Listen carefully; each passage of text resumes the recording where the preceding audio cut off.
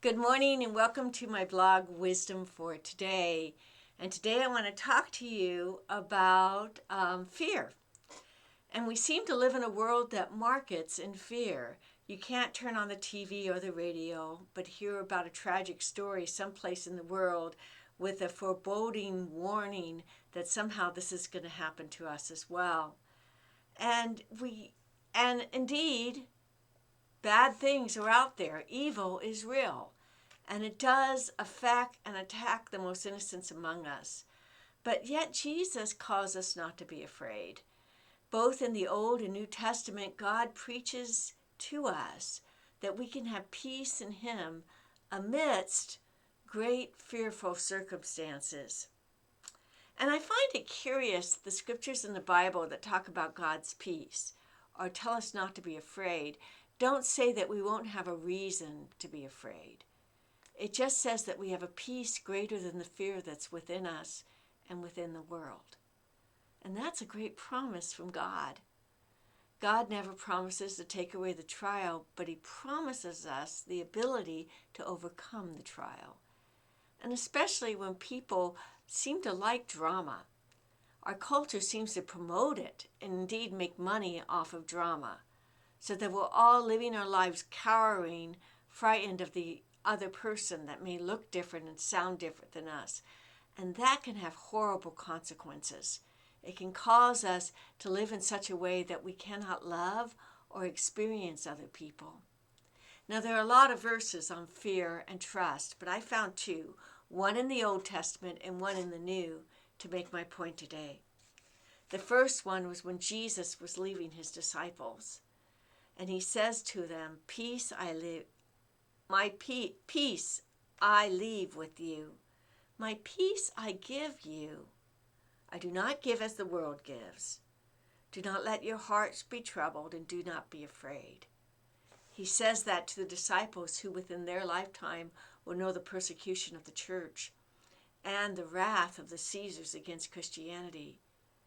But He says that He gives them eirene, that's the Greek word for peace, which is just not a calmness, but it's a calmness in the middle of a storm. It's a sense of levelness in the middle of great unbalance. Jesus gives it to us, and He leaves it with us. And that's the knowledge that Jesus is in control, that there is nothing that can happen to you that God cannot, that God does not have His control in some way, shape, or form. If not in the violation, but in the healing. God is with us in the healing of life's storms. God is with us in the persevering through life's storms.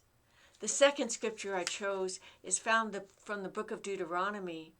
Deuteronomy chapter 31, verse 6.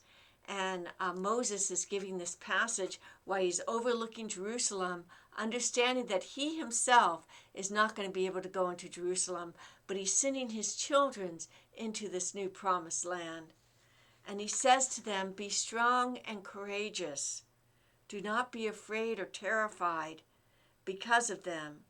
For the Lord your God goes with you. He will never leave you nor forsake you." Again, in this passage, it's not promising them they won't have trials, but it's promising them that they can have strength and courage in the middle of their trials. And although Moses doesn't use the word peace in this passage, it's within the whole chapter. The Hebrew word for peace is shalom, which is wholeness. It's a sense of wholeness that God is with us. In both of these passages, Jesus is sending out His disciples into a new promised land, which is their salvation. Salvation by grace through faith in Jesus Christ. Up to now, they've been trying to earn their salvation, but now they have salvation by grace. And the first thing He talks to them is, "I'm giving you peace, and don't be troubled, because there will be things that will trouble you, but don't let it trouble you, but accept my peace."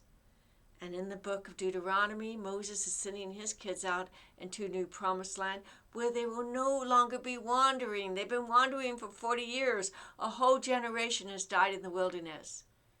And he says to them, "Be strong and courageous. Don't allow yourself to be unraveled by what you see or by the world's events. And that's my word to you today. Don't allow yourself to be unraveled by the troubling news that you see on TV or hear on the radio.